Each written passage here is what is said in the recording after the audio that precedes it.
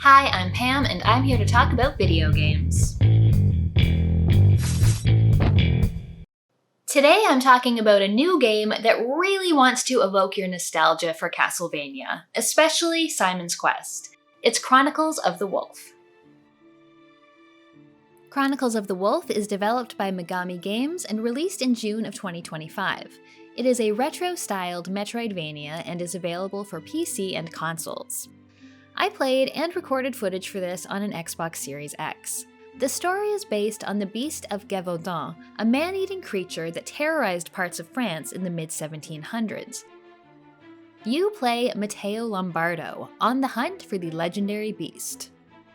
You'll find many items and abilities to help you on your quest. Equipment like swords and rifles, armor, amulets, rings, helmets, and boots that boost stats and resistances or allow you to move past previously untraversable obstacles. There are ghosts who will help you in certain ways, a small selection of sub-weapons straight out of a Castlevania, and magic spells that can aid you in combat. You'll need it all in order to fight your way through this dark fantasy world, experience its multiple endings, and find the truth behind the beast and its maker. This game looks and plays like it was made 30 years ago, and whether you find this nostalgic or annoying is going to be up to your personal tastes.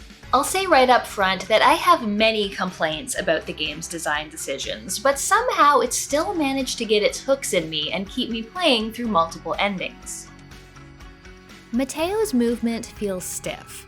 He's not as lumbering as Simon Belmont in Super Castlevania 4, or God forbid as clunky as Nathan Graves, but he's also no Alucard. For a game released in 2025, his movement is slow, his jumps are paltry, and the controls are stiff. Even as you get more abilities throughout the game, like a double and even triple jump, or the ability to air dash 3 times in a row, I never once felt agile playing as Matteo. The platforming segments that required every jump and dash you had were always a tedious struggle, and this game has the saddest double jump I've ever experienced. The only way to speed up your movement on the ground is by spamming slide, which is faster, but feels ridiculous.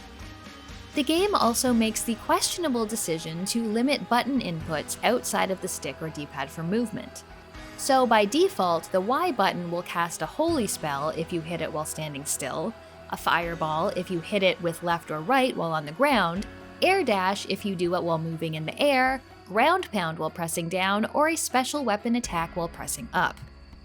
While moving around, especially in combat, it's very easy to mix up inputs and cast the wrong thing.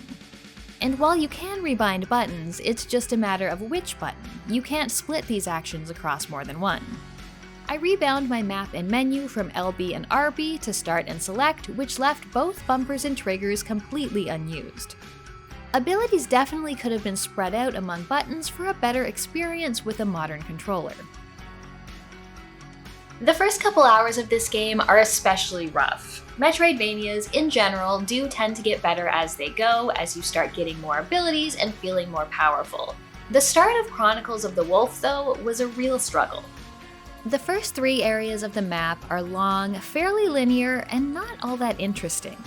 Matteo has few movement abilities and feels very weak to start out.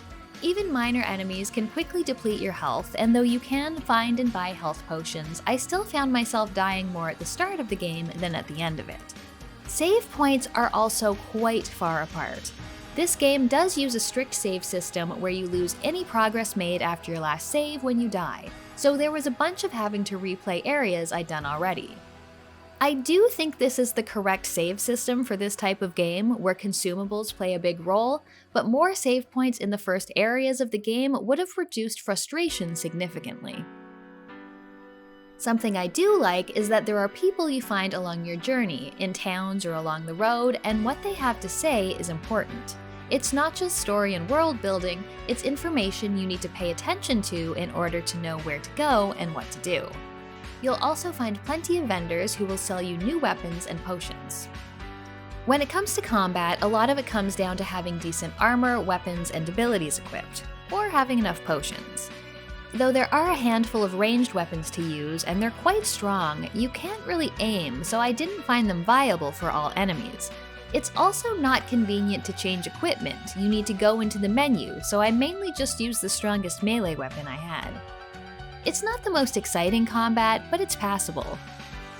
I do like that you can crouch to duck projectiles or perform low attacks on enemies. One set of abilities I really liked was the ghost companions you find along the way. There are 4 ghosts which use your mana to give you a benefit: a heal, clearing status effects, temporary invincibility, or an increase to your strength. You can also easily swap between these without going into the menu, so I did make use of them all. The boss fights are a mixed bag. There were a number that I could just stand in front of and face tank, pop a health potion or 2, and they were no issue. A few bosses forced me to try to be good at fighting, like the wolves, which get reused 3 times over the course of the game. Some bosses look quite silly, some were a little more interesting. Nothing really stood out as memorable though. So it seems like I just hate this game. Why did I continue playing? Once you get to a certain point, you find yourself in Mist Castle, and this is where the game improves dramatically. It doesn't start magically controlling better, but it gives you much better environments to explore, lots of secrets and shortcuts, and items that are both useful and interesting. The castle winds in on itself and interconnects much better than the starting areas. Save points are also more abundant and closer together, so deaths are not nearly as frustrating. There are also more fast travel points to reduce travel time. You'll be going through kitchens, dungeons, areas dedicated to science experiments, libraries, and art galleries. There are plenty of readable items around that give you hints about where you should be going or what you need to do. Little puzzles are all over, some with more obvious solutions than others. There are tons of breakable walls, I love a breakable wall, and when you find an item, it's always useful. No lore items or collectibles just for collectibles' sake. There are the stat upgrades, increasing your max health, mana, or orbs. These are always appreciated. There's new equipment, new abilities, upgrades to make your existing abilities stronger. I also find the relic screen in the menu particularly pleasing. There's so much stuff to find. You'll also find items you need in order to pass obstacles, like keys or items that prevent you from being turned to stone. The vendor in the castle also sells intriguing things that you'll want to gather the gold to buy. Every item you find feels truly important and useful, and the rate at which you discover them is satisfying. That, more than anything else, is what kept me playing the game and turned my initial opinion around. While the exploration and items are the real standouts here, the map that helps you keep track of these things is not ideal. The map uses a very standard Castlevania-style map of little rectangles connected together, a fine map style.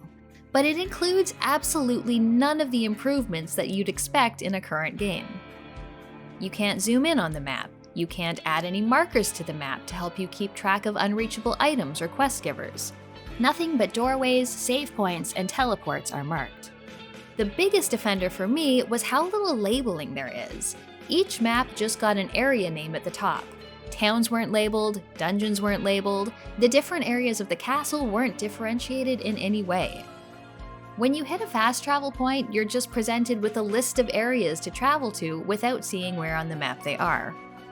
Things could have been way more clear and easy to navigate, but it seems like this, like so many design choices in the game, were for the sake of pretending to be a much older game. Another irritating design choice were areas where you could be instantly killed by an enemy or story event if you overlooked some environmental storytelling. I walked into a house that seemed was occupied by a vampire, and he just killed me. Not even an option to fight. Game over. I walked into a strange blue beam coming from an Iron Maiden and got teleported to another dimension. Game over.